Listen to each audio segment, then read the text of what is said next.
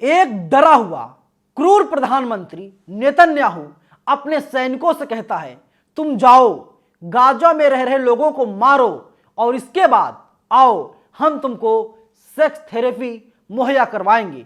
फिर क्या होता है कि सेना के जवान, आईडीएफ के जवान गाजा में जाते हैं, वहां पर बेगुनाहों को, बच्चों को मारकर चले आते हैं और इधर पूरी तरीके से कमरा तैयार होता है जिसके अंदर सेक्स थेरेपी की सर्विस दी जाती है, क्योंकि सीज फायर कल खत्म हो गया और फिर से कायराना हरकत नेतन्याहू करने लगा।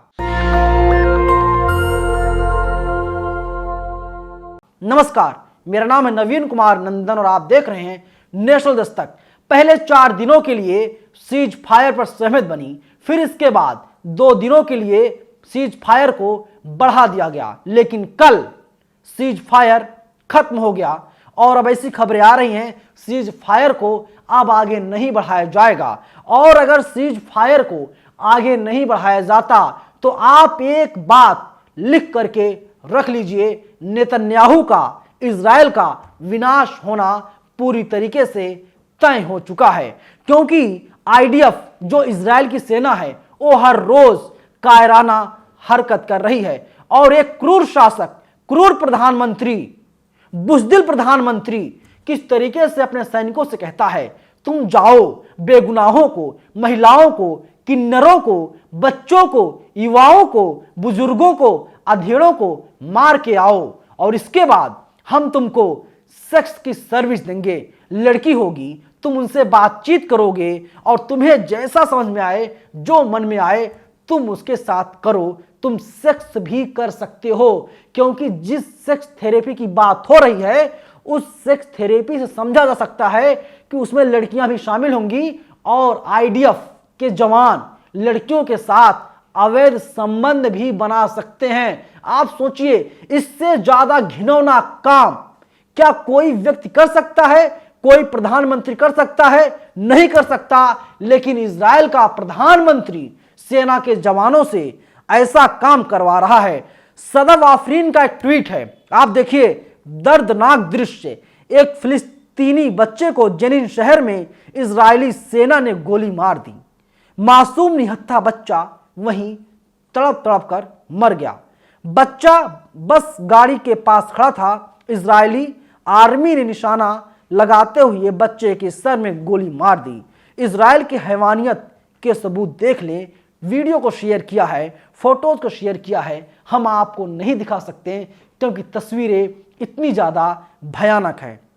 और वहीं देखिए, सदफ आफरीन का एक ट्वीट और आया है। वीडियो फिलिस्तीन के हेब्रोन सिटी का है जिस पर अभी इजराइल का कब्जा है।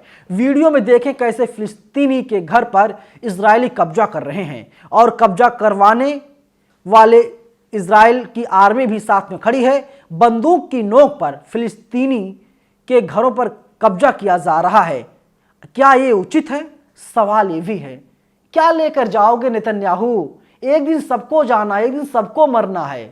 क्या लेकर जाओगे? क्यों हद मचा रहे हो? अरे तुम्हारी पार्टी के ही नेता तुम्हारे खिलाफ हैं। इजराइल की जनता ही नेतन्याहू के खिलाफ है। अमेरिका हो, भारत हो, लंदन हो, कनाडा हो, जापान हो, चीन हो, कोई भी देश हो, कोई भी शहर हो, सब जगह पर आंदोलन हो रहा है इजराइल के खिलाफ, फिलिस्तीन के समर्थन में।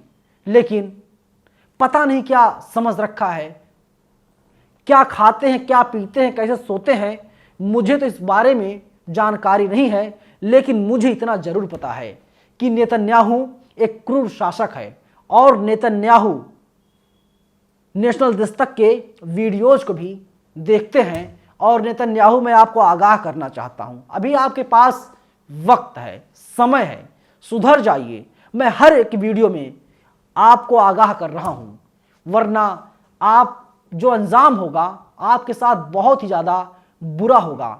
सपनों में भी आपने कभी नहीं सोचा होगा। मैं आपको बहुत इज्जत दे रहा हूं, आपकी इज्जत कर रहा हूं। बताइए, बेगुनाहों को मारकर क्या हासिल करना चाहते हो? जमीन की लड़ाई है? किसकी लड़ाई है? क्या आपको अपने इतिहास के बारे में पता है? अरे कुछ जाकर के पढ़ाई कर लो, पता चल जाएगा। 1946-47 में आपका क्या वजूद था, क्या हैसियत थी? कोई जवाब आपके पास है? लेकिन आप एक क्रूर शासक हैं, क्रूर प्रधानमंत्री हैं। अरे इजराइल में भी लोकतंत्र है साहब। आप हमेशा प्रधानमंत्री नहीं बने रहेंगे, दिन सबके आते हैं।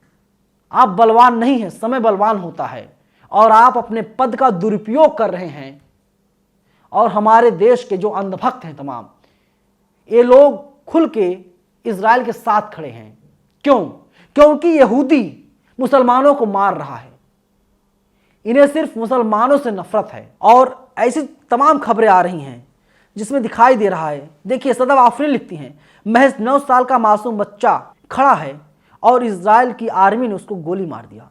इजराइल बच्चों का हत्यारा है। अब कोई भी शक नहीं बचा है, कोई भी संदेह नहीं है कि इजराइल आतंकवादी नहीं है। आतंकवाद को पनाह नेतन्याहू देते हैं। नेतन्याहू का काम है बेगुनाहों को मरवाना। अरे आतंकवाद की परिभाषा क्या है पता है आपको? नरेंद्र मोदी किस तरफ खड़े हैं मुझे इसके बारे में कोई जानकारी नहीं है। मैं क्लियर कर देना चाहता हूं। देखिए, नरेंद्र मोदी पहले कहते हैं मैं इजराइल के साथ खड़ा हूं, फिर विदेश मंत्रालय का बयान आता है, विदेश मंत्रालय कहता है हम फिलिस्तीन के साथ खड़े हैं। जब देश के प्रधानमंत्री अटल बिहारी वाजपेयी हुआ करते थे, वे कहते थे हम फिलिस्तीन के साथ खड़े हैं। और नरेंद्र मोदी इसलिए किस तरफ खड़े हैं समझ में नहीं आता। कोई आधिकारिक बयान मोदी जी का नहीं आया है और लोगों को मारा जा रहा है। और इसीलिए मैं हर रोज आपको अपडेट कर रहा हूं, बता रहा हूं। नेतन्याहू को भी मैं आगाह कर रहा हूं। नेतन्याहू, अभी बहुत वक्त आपके पास है, राजनीति कीजिएगा, लेकिन किसी को मत मारिए। मारने से कुछ नहीं मिलेगा। और वैसे भी जो तमाम देश हैं वे लोग फिलिस्तीन के साथ खड़े हैं। और लिमिट आप क्रॉस कर रहे हो तो आपका जाना, आपका हश्र होना तय है। अभी समय है, सुधर जाइए, वरना बच्चे किताबों में पढ़ेंगे। मैं पहले दिन से ही बातें बोल रहा हूँ, हर रोज़ मैं रिपीट करता हूँ जानबूझ के, जिससे आप के दिमाग में बातें घुसें कि बच्चे किताबों में पढ़ेंगे। कोई देश इजराइल भी हुआ करता था और उसका शासक, क्रूर शासक नेतन्याहू हुआ करता था, जो इस दुनिया में नहीं है और इजराइल का नाम नक्शे से मिट गया। फिलहाल इस वीडियो में इतना ही, लेकिन आप लोग हमें अपनी राय कमेंट बॉक्स में ज़रूर बताइएगा नेतन्याहू को किस प्रकार से, किस तरह की सजा दी जानी चाहिए। धन्यवाद।